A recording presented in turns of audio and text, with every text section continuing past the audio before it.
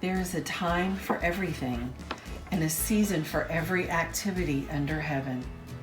A time to weep and a time to laugh. A time to mourn and a time to dance. Ecclesiastes 3:1, 4-5.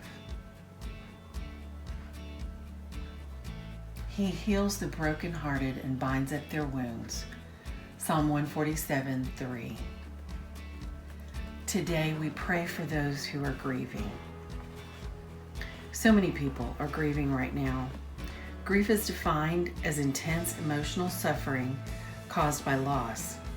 That loss looks different for every person, and even in a group suffering the same loss, each will experience that loss in his or her own way, but they all grieve.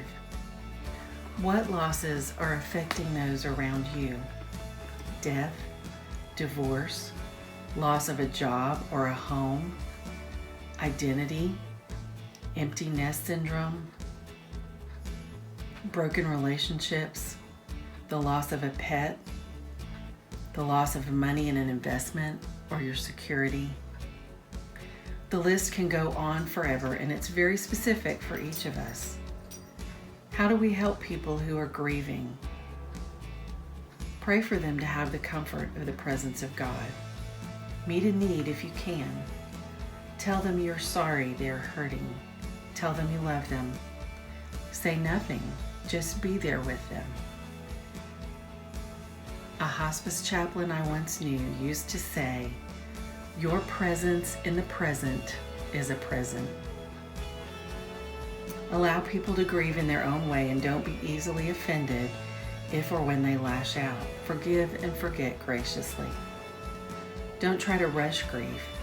It is a journey, not something to just get over. We grieve some losses for the rest of our lives, even though thankfully the grief changes with time. Ask God to make you sensitive to the grief of those around you and to give you the patience, courage, and compassion to reach out to them. Ask God to surround them with His love and care and to give them the peace that passes all understanding.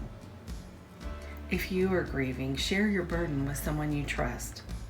Allow them the privilege of lifting you up in prayer and supporting you, and allow yourself to experience the gift God has given us in godly friends. And God will wipe away every tear from their eyes. Revelation 7:17. Carry each other's burdens, and in this way you will fulfill the law of Christ.